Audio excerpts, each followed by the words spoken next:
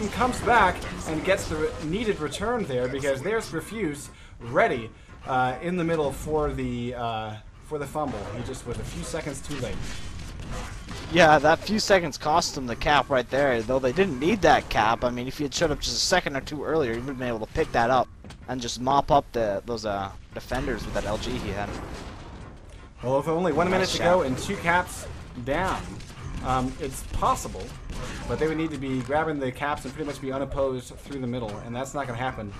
I think things are winding down here for etc. because FoJ, now they can just be totally defensive here. Only a few seconds to go, and actually they're not going to be all defensive because ID still wants more caps. He grabs that flag and goes down. He's the only one still attacking, and he's just going at it by himself and actually getting some pretty good success. Actually, Perfuse is, there we go, showing up at the base, poking his head around here and there. But that being said, that'll be enough for the win. 2 caps will do it.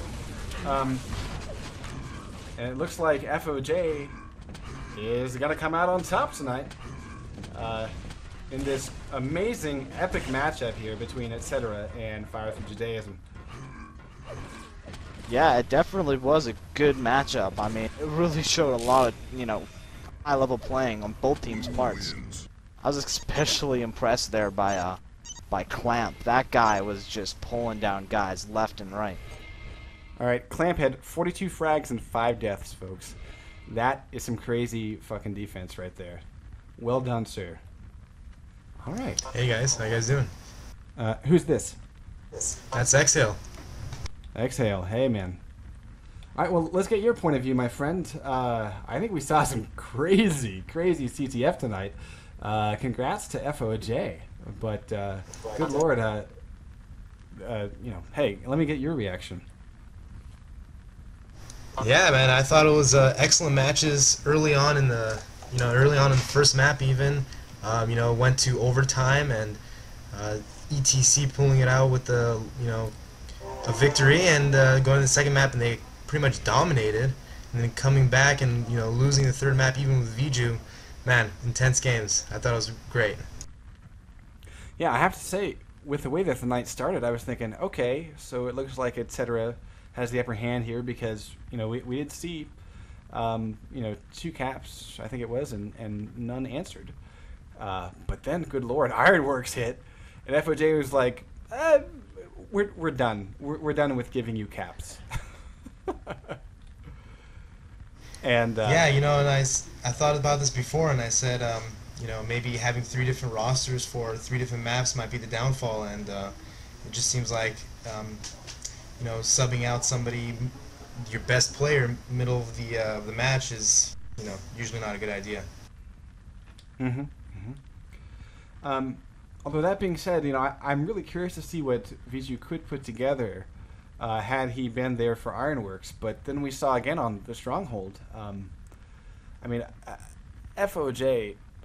First of all, the sneakiness of ID is it's like flabbergasting. Some of the things that we've seen him do, like I think the very first cap after quite a long, like 15 minutes of the match, had blown by.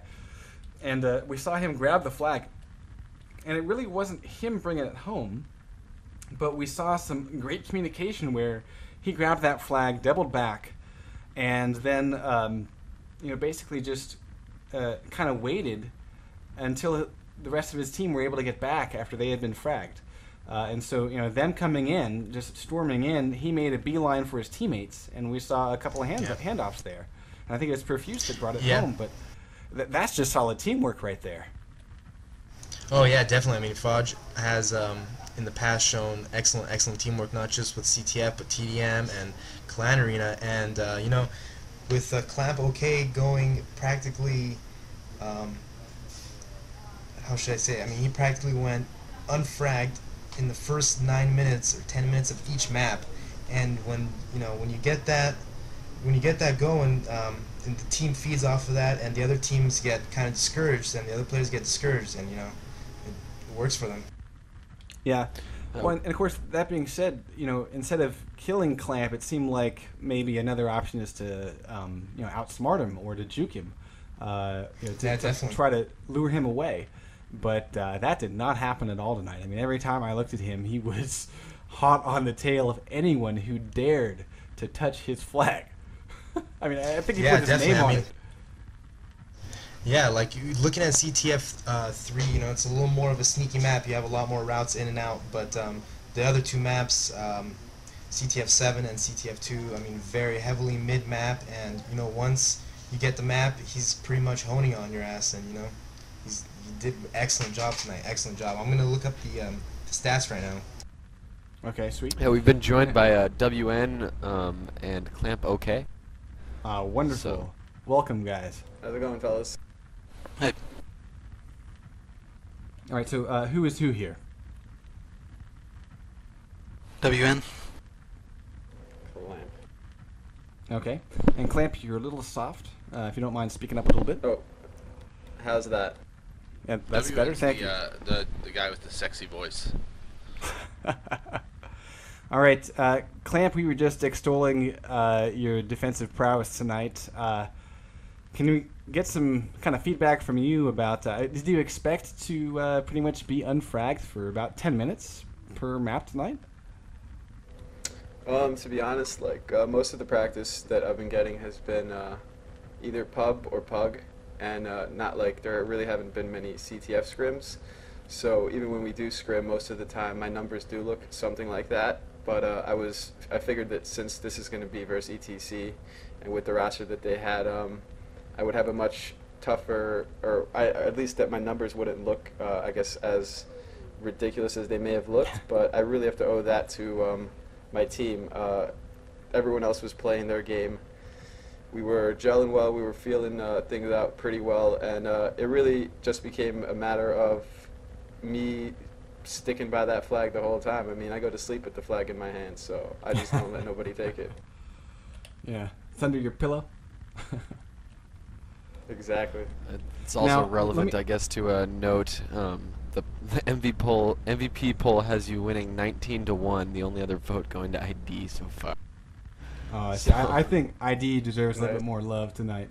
I think he really does, because if like you really look at it, I mean, the way I play is I just have to watch the flag, make sure it doesn't leave, but without having ID bring us, you know, the other team's flag every couple of minutes or so, that demoralizes me and just doesn't make things work as well. But him and Tim did a really amazing job on offense.